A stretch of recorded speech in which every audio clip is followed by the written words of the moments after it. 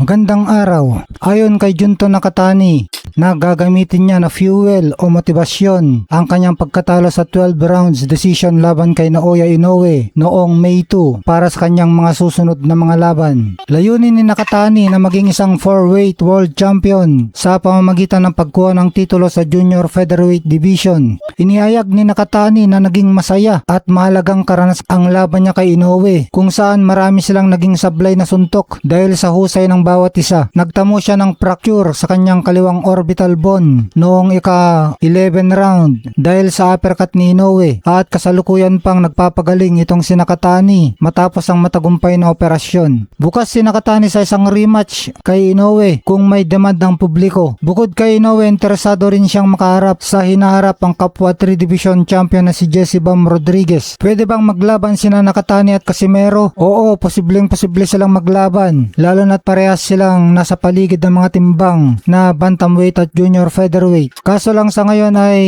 hindi pa pwede kasi nagpapagaling pa itong si Junto Nakatani mula sa fracture sa kanyang muka. Pwede talaga na ikonsidera ni Nakatani itong si Casimero na makalaban dahil napakainit nga ng pangalan ni Casimero ngayon sa Japan, lalo na matapos ang malaking panalo niya kay Luis Neri. Dahil dito lalong naging logical at blockbuster ang senaryo ng laban ng Nakatani versus Casimero. Para sa mga Japanese fans at promoters, napakagandang storyline nito, itong pagsubok bago ang hari. Para kay Casimero, kung gusto niya talaga si Naoya Inoue, ang pagdaan muna kay Junto Nakatani ang pinakamalakas na pahayag na maaari niyang gawin. Kung matatalo niya ang isang elite na tulad ni Nakatani, wala nang rason para hindi siya harapin ni Inoue. Dahil tinalo ni Casimero si Neri na may malaking pangalan din sa Japan, gagamitin naman ng mga Hapon si Nakatani bilang kanilang pambato para ipaghiganti ang pagkatalo ng mga nakalaban ni Casimero. At dahil number 2 si Nakatani at number 4 si Casimero sa WBO ranking, kaya ang laban na ito ay pwedeng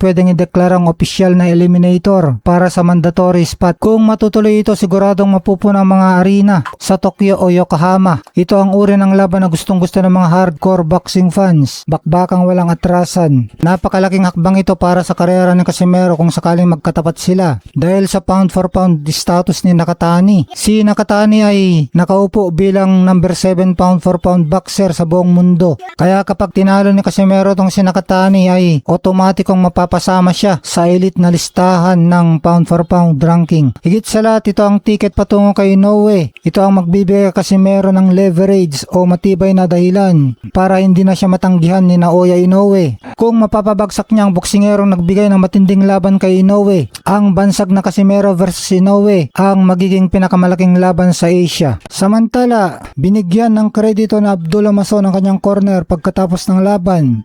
Inamin ni Mason na sa tulong ng kanyang corner, kaya niya nagawa ang mga kinakailangan adjustment sa kalagitnaan ng laban. Noong una ay naging kampante siya at tila nagpapakita ng awa kay Bell, ngunit pinagsabihan siya ng kanyang corner na ayusin ang setup ng kanyang mga suntok, huwag magmadali at huwag i-load up o ibuhos agad ang lakas sa bawat tira. Pumasok si Mason sa huling round na may paniniwalang dehado o huli siya sa score ng mga hurado. May nagpaalala sa kanya mula sa kanyang corner na maaring huli ka sa cards, na nagudyok sa kanya na maging agresibo agad sa 12 round upang makuha ang knockout. Bagamat lumabas sa official na scorecards na lamang talaga si Mason bago ang huling round, ang babalang ito ang nagtulak sa kanya na tapusin ang laban sa pamamagitan ng stoppage. Sa pangkalahatan, nagtiwala si Mason sa kanyang corner na gabayan siya para masira ang depensa ni Bell, mapatumba ito at mapanatili ang kanyang WBO lightweight title. Samantala, sinabi nga ng veteran promoter na si Bob Arum